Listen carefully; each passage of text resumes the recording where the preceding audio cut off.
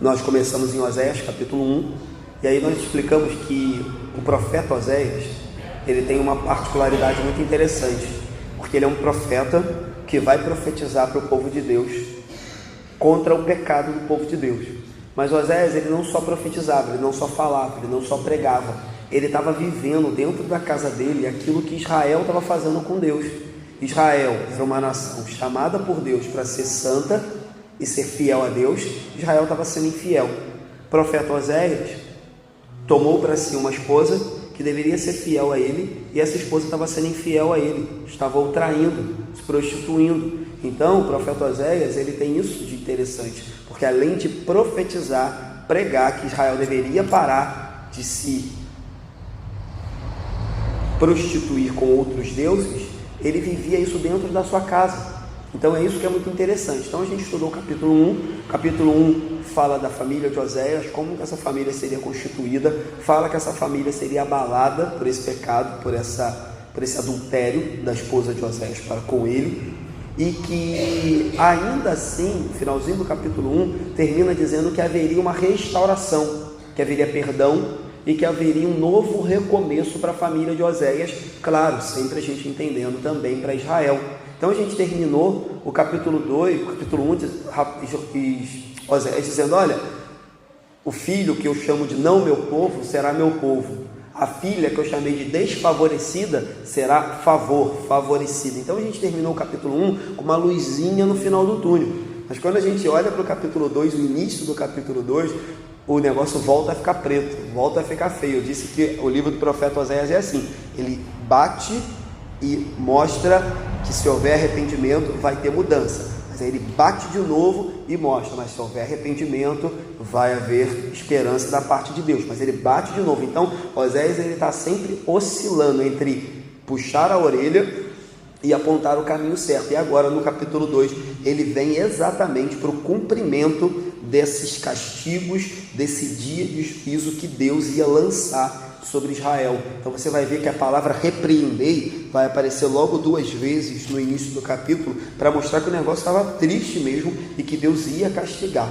Vamos ler, versículo 2 e 3, diz assim de Oséias: repreendei vossa mãe, repreendei-a, porque ela não é minha mulher, e eu não sou seu marido, para que ela afaste as suas prostituições de sua presença e os seus adultérios de entre os seus seios, para que eu não a deixe despida e a ponha como no dia que nasceu, e a torne semelhante a um deserto, e a faça como terra seca, e a mate a sede. As palavras são duríssimas, as palavras realmente nos estremecem. Mas você pensa num Deus todo-poderoso, num Deus santo, que salvou um povo, tirou ele do Egito, deu a ele uma terra que emana leite e mel, uma terra próspera, que pelejou as suas guerras, que batalhou contra Faraó, destruiu o exército egípcio, sempre abençoava Israel quando ele clamava, sempre fez de Israel uma nação próspera, abençoada, amada. Agora olha para essa nação e vê essa nação olhando para os outros deuses, para as outras nações, e fazendo as coisas mais abomináveis que havia debaixo do céu, debaixo da terra. Então Deus olha e fala: olha, repreendei esse povo, porque eles não são mais o meu povo. É claro que quem está falando aqui é o profeta Oséias, por isso que ele está dizendo: ela não é minha mulher, eu não sou seu marido, eu vou deixá-la nua no meio da rua para que ela passe vergonha. Mas é Deus dizendo: ei, a nação de Israel, vocês vão passar vergonha, para que vocês percebam que o caminho que vocês estão tomando é abominável aos meus olhos. Então você vê que começa com 2 repreensões: repreendei vossa mãe, repreendei-a. Então Oséias se dirige aos seus filhos e diz: ei, repreendam a mãe de vocês. E aí, se você fizer de novo um paralelo, era como se Deus estivesse dizendo para os habitantes da nação de Israel, ou para as pessoas, quem sabe, que ainda tivessem um mínimo de noção: ei, repreendam a nação de Israel, repreendam os sacerdotes, repreendam os líderes, repreendam os reis. Se fosse nos dias de hoje, repreendam esses pastores que estão pervertendo a casa de Deus, repreenda esses líderes evangélicos que vendem o evangelho a troco de dinheiro, repreendam. Então Oséias está virando para os seus filhos e está dizendo: repreendam a sua mãe, porque ela está louca, ela vive em adultério e em prostituição. Eu estava estudando e alguns teólogos dizem que isso aqui é mais do que uma frase. No Oriente Antigo, na época de Oséias, essa frase constitui uma carta de divórcio. Quando o profeta diz, ou quando o marido dizia em praça pública, dizei, ela não é minha mulher, eu não sou o seu marido, isso se constituía já numa declaração de divórcio, isso era tomado como verdade.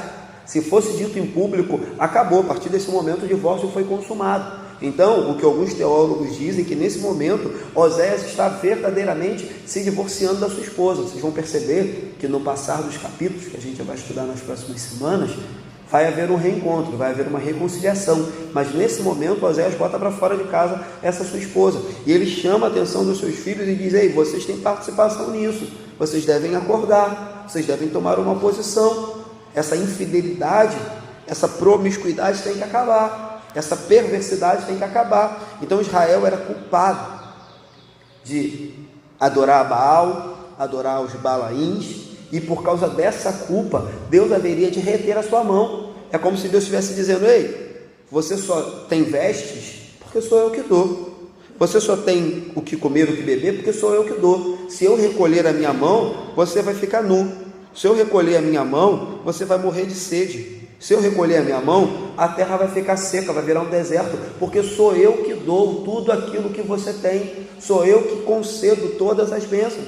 Então a gente vai ver aqui, vai começar uma série de ameaças, uma série de graves críticas que Deus faz a Israel. E é claro, irmãos, a gente tem que sempre tentar nos colocar aqui, dentro dessa passagem, e avaliar a nossa vida e se perguntar se em algum momento algo desse texto se aplica à nossa vida, se algo desse texto faz sentido com a nossa vida. Ou será que eu tenho me desviado? Será que eu tenho adorado a outras coisas? Será que eu tenho colocado a minha confiança no bem material, no meu emprego, no meu salário, no meu carro, na minha casa? Eu tenho que começar a me perguntar isso e tentar entender. Tudo bem, se eu não vejo nenhuma dessas características da minha vida, glória a Deus, que eu vigie, para que não caia. Mas com certeza todos de nós temos alguma coisa para olhar para esse texto e aprender e tomar cuidado, para que não venhamos, à semelhança de Israel e à semelhança da mulher de Oséias, sermos traidores do nosso Deus, sermos infiéis ao Deus que tudo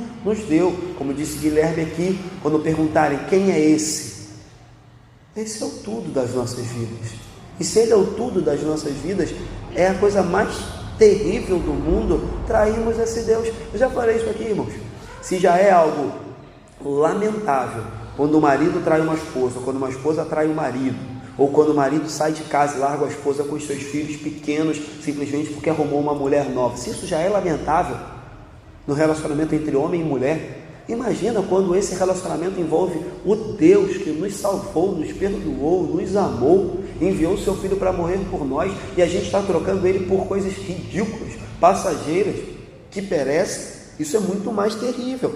Então, o que eu acho interessante também já nesse versículo aqui, apesar de o negócio estar duro, é que ele diz assim, repreendei sua mãe para que ela se afaste das suas prostituições. Então já aqui Deus já deixa uma porta entreaberta, já aqui Deus já deixa um caminho meio que traçado, dizendo, ei, há possibilidade de arrependimento, há possibilidade de mudança de atitude, há possibilidade de que vocês voltem atrás, há possibilidade de abandonar a idolatria.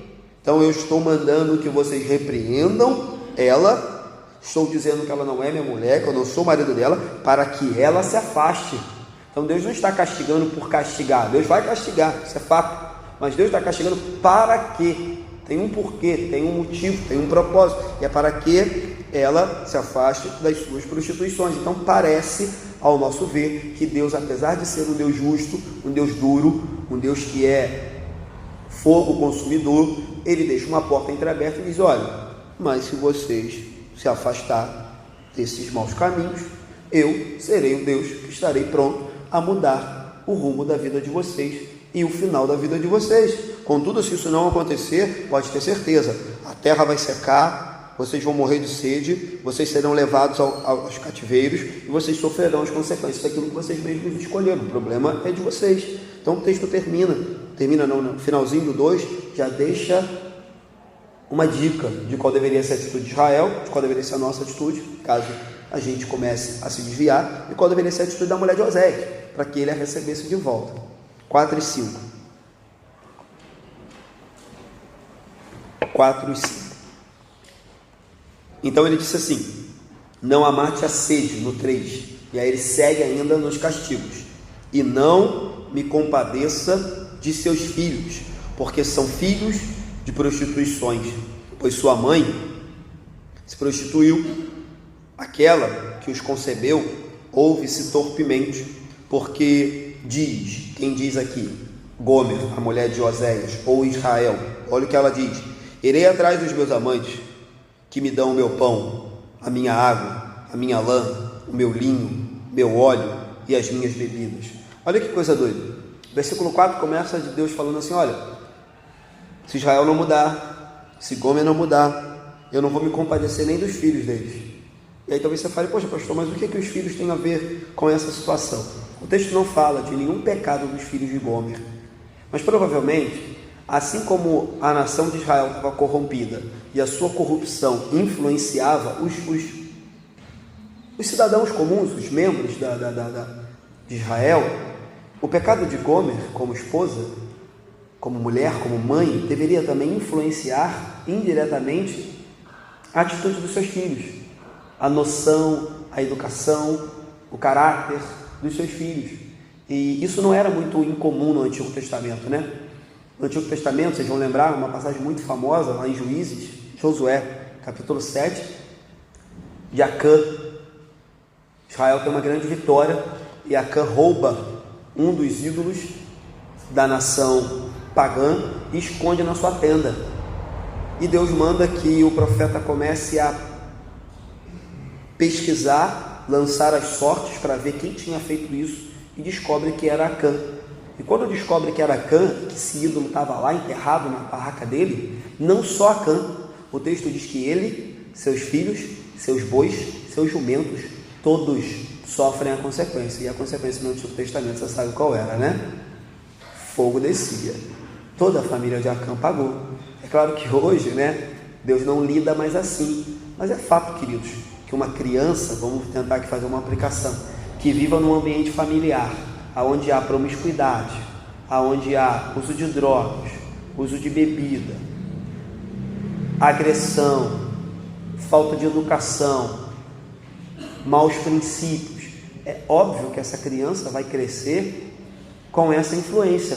Eu aqui não estou falando, e eu repudio isso, não acredito nisso, em maldição hereditária. Isso é uma heresia que entrou nas igrejas evangélicas, tá? Não estou falando isso, estou dizendo de maldição hereditária, tem que quebrar. Não estou dizendo isso. Eu estou dizendo que crianças que nascem em lares perturbados, complicados, ímpios, idólatras, que adoram a demônios, eles vão sofrer influências e vão aprender com o mau exemplo dos seus pais. Talvez era o que estava acontecendo aqui na família de Oséias por causa de Gomer, e era exatamente o que estava acontecendo em Israel. Israel olhava para os seus líderes, para os seus sacerdotes, para os reis, para os juízes, e via todo mundo adorando a Baal, adorando a Balaim, vivendo uma vida promíscua, esquecendo de Deus. O que o povo mais simples fazia? Vamos embora, pô. Se o pastor está fazendo, por que nós não vai fazer? Se o sacerdote está fazendo, por que nós não vai fazer? Vamos embora. Então era isso que estava acontecendo. Então, provavelmente é isso que o profeta está dizendo aqui: olha, eu não vou me compadecer do filho deles não, porque esses filhos, eles estão sendo influenciados e talvez estão seguindo o mesmo caminho de sua mãe, ou falando de Israel, o povo está indo no mesmo rumo. Outra coisa muito triste de ler nesse versículo, e aí é uma coisa que acontece nos dias de hoje também, é que a idolatria de Israel, ela era tão maldita, e ela cegava o povo de tal maneira, que Israel, no caso aqui é Gomer que está falando, mas a gente está sempre fazendo a aplicação, porque Gomer tipifica Israel, chegava a dizer assim: são os meus amantes, no versículo 5, que me dão meu pão, são eles que me dão minha água, são eles que me dão a lã, o linho, o óleo. Alguns teólogos dizem que Gomer realmente recebia isso como salário das suas prostituições. Mas o que esse texto nos traz de terrível é que Israel estava acreditando essas bênçãos a falsos deuses, quando na verdade quem dava tudo isso para ela era Deus. Olha que coisa louca. Israel estava pegando algo que Deus concedia pela sua graça, misericórdia, pelo seu amor, pelo seu perdão, e estava dizendo: olha, quem me dá é Baal, quem me dá são os Balaíns, quem me dá são os falsos deuses, que têm me concedido isso. A outra coisa triste de perceber aqui é que a religiosidade de Israel estava pautada pelas coisas materiais que ela recebia. Israel estava preocupado em receber bênçãos materiais. Se tivesse pão, óleo, linho, bebida, lã, água, ela estava satisfeita. E a nossa geração de hoje não é muito diferente. A nossa geração serve aquele Deus que dá mais. Qual o Deus que está pagando melhor? Qual é a igreja que está prometendo mais? Qual é a igreja que está... É como se fosse uma bolsa de valores, né? Qual é a igreja que se eu botar 100 vou receber mais? Qual é o investimento? É igual bolsa de valores. Ok, na congregacional eu boto meu dízimo e não me prometem nada de volta? Então não dou não, vou dar no universal, que se eu der lá, me dizem que eu recebo 3 vezes mais. Lá o investimento é certo. O povo vive assim hoje em dia também. Israel estava assim, estava vivendo uma fé materialista. E Gomer, trazendo agora para a casa de Oséias, Gomer achava que valia mais ter bens como pão, água, lã, linho, óleo, mesmo que isso custasse que Gomer se prostituísse. Então Gomer era uma mulher que só pensava em bens materiais. Israel era uma nação que só pensava em bens materiais. E quando a gente só pensa em bens materiais, ou quando a nossa vida é conduzida por bens materiais, a gente realmente se vende. A gente realmente vai para quem dá mais. Quem dá mais está me levando. Quem der mais, eu estou indo. Isso é triste. Triste porque, acabei de falar, filhos influenciados, famílias totalmente corrompidas, uma nação perdendo a noção de quem Deus era, acreditando que tudo aquilo que recebia vinha de falsos deuses e entendendo que o que mais valia era ter uma despensa cheia, ainda que a sua alma estivesse podre, vazia e caminhando para o inferno. Era isso que Israel pensava. E de novo, triste é dizer que tem gente que frequenta a igreja toda semana e também pensa assim. Toda semana. O que importa é despensa cheia, o que importa é bolso cheio, não interessa a minha alma. Se eu tiver que vender a minha alma, eu vou vender, desde que não me falte nada. Isso é triste, irmãos. Versículos 6 e 7.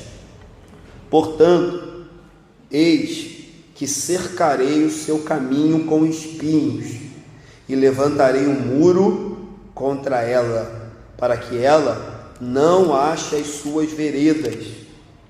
Ela irá em seguimento de seus amantes, porém não os alcançará. Buscá-lo-á sem contudo os achar. Então dirá: irei e tornarei para o meu primeiro marido, porque melhor me ia então do que agora. Olha que coisa interessante. Deus diz que o seu juízo aconteceria, mas que esse juízo, de novo, não seria um juízo sem propósito. Esse juízo teria misericórdia, graça, e esse juízo serviria para trazer Israel de volta, ou trazer Gomer de volta. Então Deus diz: olha, eu vou protegê-la, e para isso eu vou cercá-la com espinhos, eu vou protegê-la, e para isso eu vou levantar muros. Eu vou frustrar os seus planos, porque ainda que eu levante muros e coloque espinhos, ela vai atrás dos seus falsos deuses. E aí vamos aqui ser honestos. Se a gente deixar, ainda que Deus nos cerque com os espinhos, faça um muro entre o nosso coração e o mundo, se a gente não vigiar, o nosso coração grita pelas coisas que não agradam a Deus. Nosso coração nos impulsiona a buscar aquilo que não é de Deus. E no versículo 7 ele diz: ela irá, ela vai atrás daquilo que não convém, porém não vai alcançar. É mais ou menos, é claro, guardadas as devidas proporções, o que o Espírito Santo faz com a gente. O Espírito Santo nos freia. O Espírito Santo diz: isso não convém para você, isso não é seu, isso não vale a pena, esse caminho não te pertence, você não deve ceder a isso, você não deve aceitar esse tipo de atitude, porque se deixar a nosso bel prazer, o nosso coração é enganoso, é corrupto, o nosso coração é pecador, ele vai de novo buscar aquilo que agrada a nossa carne. Mas o texto diz, ela irá, no caso poderia ser nós, eles irão atrás dos seus amantes, ou atrás daquilo que satisfaz a sua carne, mas não encontrará. E aí qual é a atitude? Depois que Deus frustra os nossos planos, quebra a nossa vida, quebra o nosso ego, a nossa soberba, que Deus nos protege, que Deus até mesmo nos coloca numa situação constrangedora, numa tribulação, no deserto, que Deus nos coloca numa fornalha mesmo, para que a gente fique sozinho ali. Aí o que acontece? Israel vira e diz, irei e tornarei para o meu primeiro marido, porque lá eu estava muito melhor do que agora. Então, irmãos, falando que a gente tem estudado em Tiago à noite, às vezes Deus nos quebra por isso, às vezes Deus nos castiga, nos coloca numa prova, num covil de leões, para que a gente pare e diga, ei, irei e tornarei para a casa do meu pai, porque eu estou comendo aqui lavagem, mas na casa do meu pai eu tinha banquete. Ei, eu vou voltar para a casa do meu pai, porque lá eu estava muito melhor, eu vou voltar para o meu primeiro marido, eu vou voltar para o Deus fiel, para o Deus que nunca mentiu, para o Deus que nunca me abandonou, para o Deus que sempre foi bom para comigo, porque o caminho que eu estou seguindo agora é maldito. Então você vê que o castigo de Deus ia acontecer, mas havia um propósito, havia um porquê de Deus castigar Israel. E para quê? Para que ela olhasse, meditasse e falasse, eu vou voltar porque aqui não é o meu lugar. Quantas vezes Deus tem feito isso com a gente? E quantas vezes Deus ainda vai fazer isso com a gente, não é verdade? Para que a gente perceba que o caminho que estamos seguindo não é bom e voltemos para Deus. Vamos lá, do 8 ao 13 agora. A gente vai até o 13, hoje de manhã. Diz assim, ela, pois, não soube que eu é que lhe dei o trigo, o vinho, o óleo, e lhe multipliquei a prata e o ouro que eles usaram para Baal, porque, portanto, tornar-me-ei e reterei a seu tempo o meu trigo, o meu vinho, e arrebatarei a minha lã, o meu linho, que lhe deviam cobrir a nudez. Agora descobrirei as suas vergonhas aos olhos dos seus amantes, e ninguém a livrará da minha mão. Farei cessar todo o seu gozo, as suas festas de lua nova, os seus sábados e todas as suas solenidades. Devastarei a sua vide e a sua figueira, de que ela diz, essa é a paga que me deram os meus amantes. Eu, pois, farei delas um bosque, e as bestas feras do campo as devorarão. Castigá-la-ei pelos dias dos Balaíns, nos quais lhes queimou incenso e se adornou com as suas arrecadas e com as suas joias, e andou atrás dos amantes. Mas de mim se esqueceu, diz o Senhor. Deus falou, ei, vou proteger Israel, vou cercar o seu caminho, vou fazer um muro, vou privá-la, vou apertá-la, vou moê-la, e aí ela vai lembrar de mim. Mas antes que isso aconteça, do versículo 8 ao 13, muita água ia rolar e muito castigo ia vir. Então Deus diz, vou restaurar, vou proteger, vou livrá-la, ela vai voltar, vai se arrepender, mas até que isso aconteça. E aí de novo, é muito parecido com a nossa vida, não é verdade? Muita coisa acontece, Deus tem que pesar a mão até que a gente caia em si e perceba que sem Ele nós não somos nada, e se perdermos isso de vista, nós seremos idólatras, traidores do próprio Deus que nos salvou. O texto começa dizendo, ela não soube. Ela quem? Gomer não sabia, que o seu marido era o seu provedor, a quem ela devia fidelidade. Israel não sabia quem Deus era. E é estranho falar isso, né, irmãos?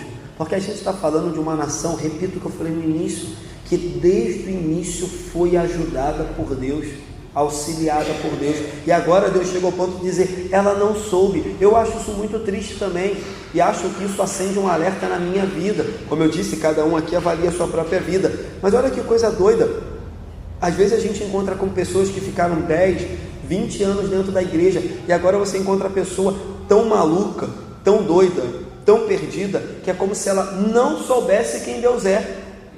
Como pode não sabermos quem Deus é?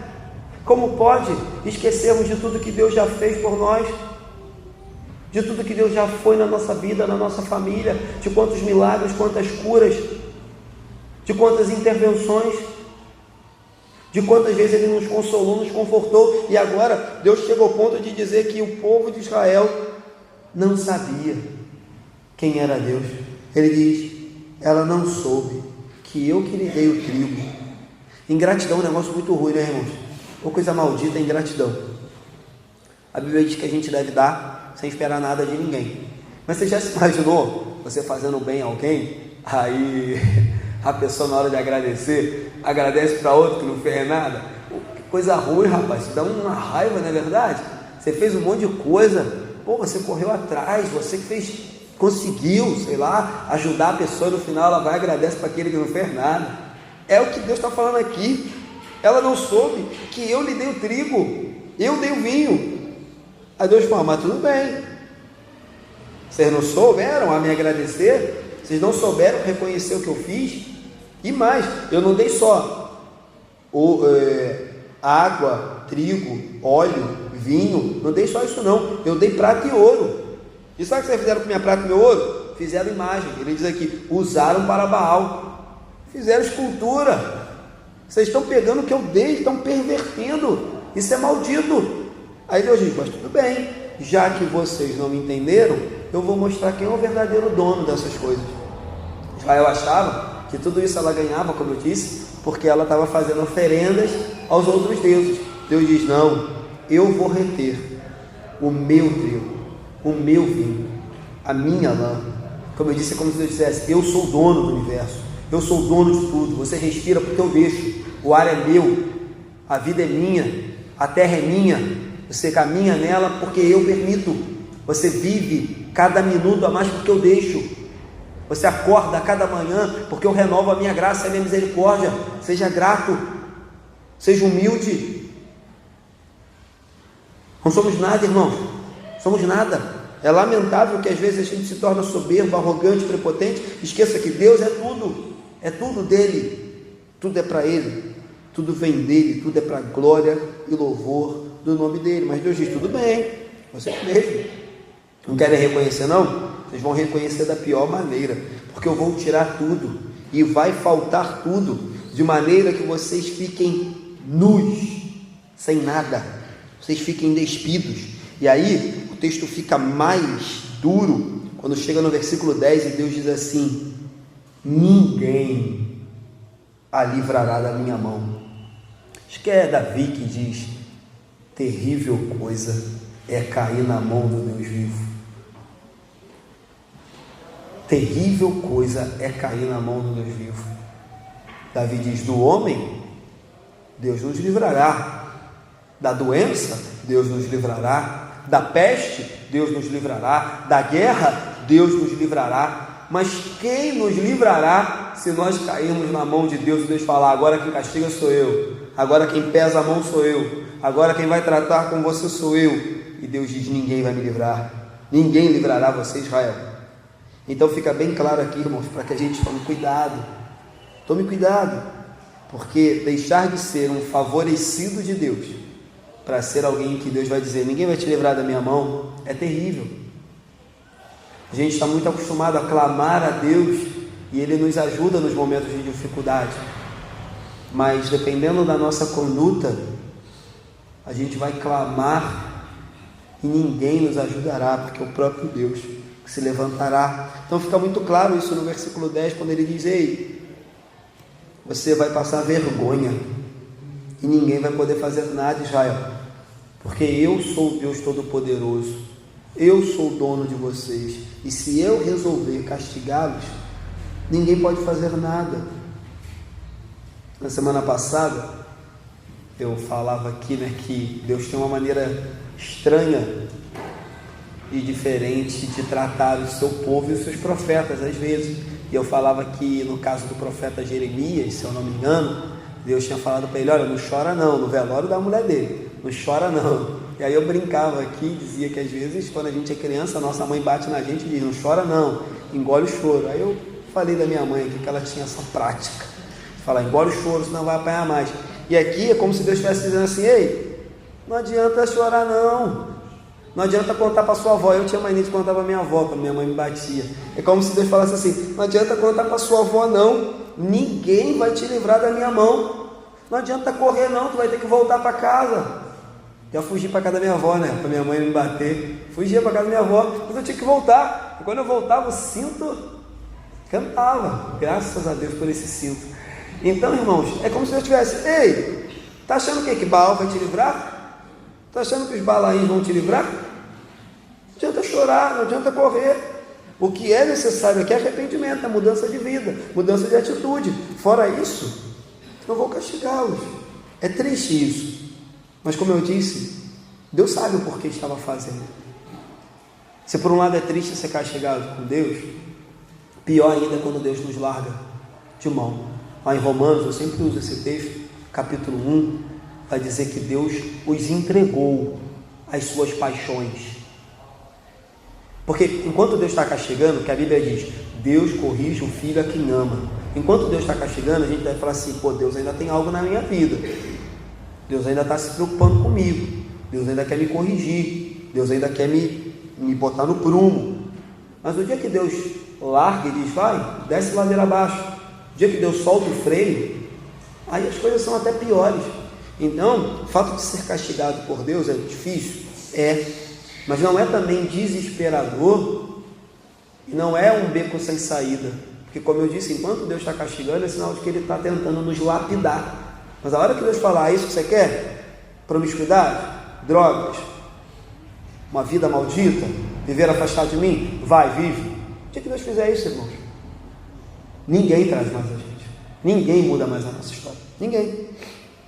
Então ele segue no versículo 11 e deixa bem claro que isso era por causa das idolatrias e da adoração aos falsos deuses, que isso acontecia inclusive nas festas que Deus havia mandado para Israel fazer. Então ele diz: olha, eu vou cessar o gozo, vai acabar a alegria, vai acabar a festa, vai acabar a solenidade, vai acabar o sábado, vai acabar tudo, porque vocês estão usando inclusive as festas que eu dei, que eu instituí para adorar os falsos deuses.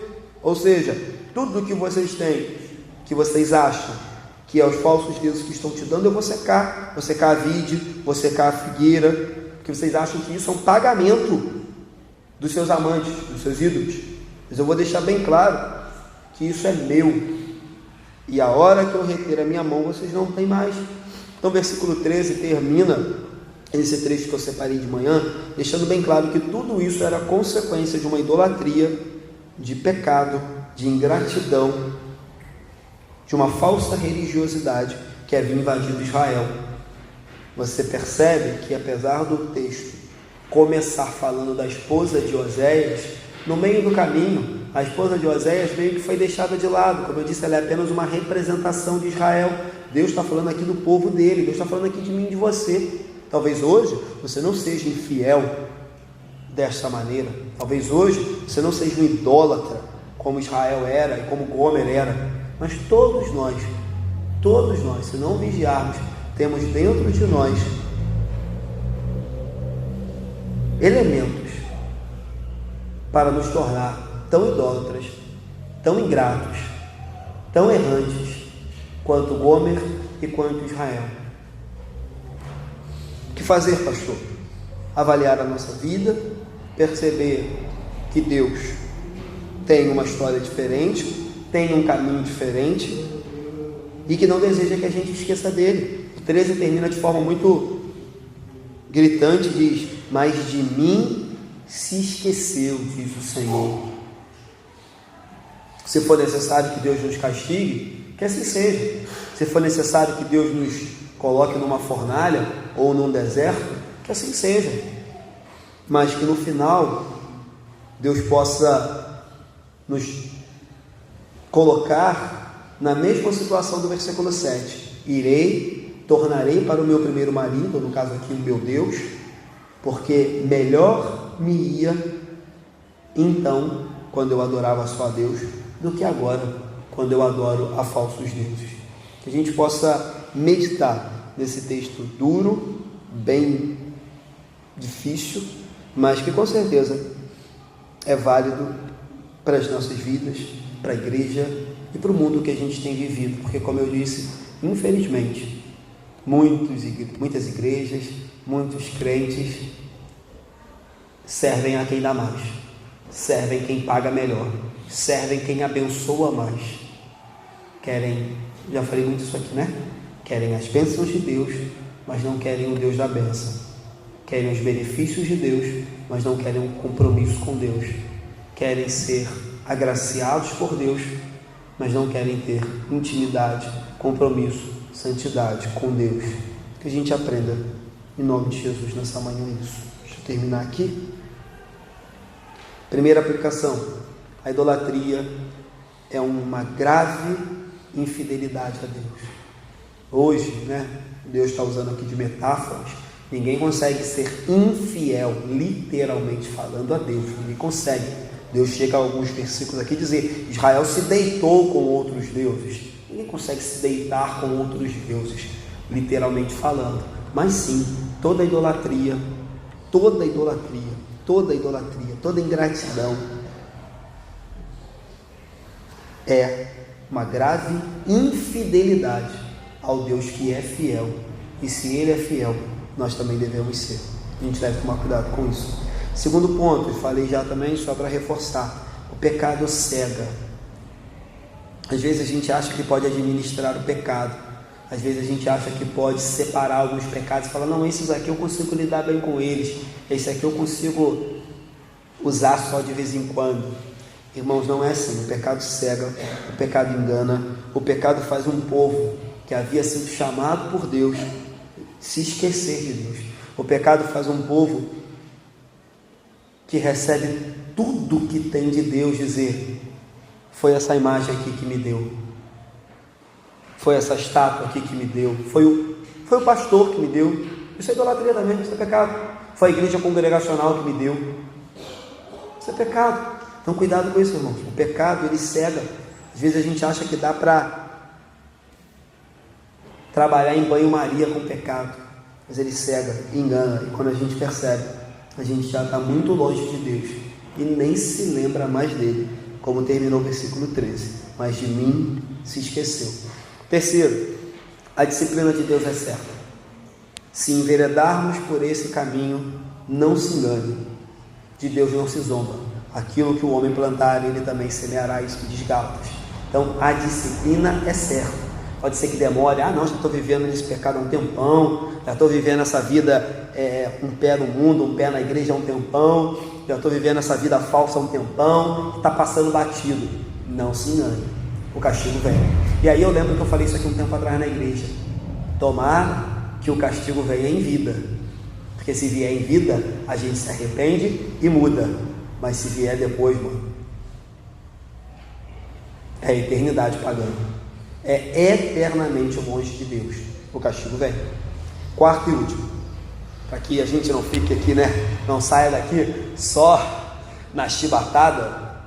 Sim, todo pecado é perdoado. Todo pecado é perdoado.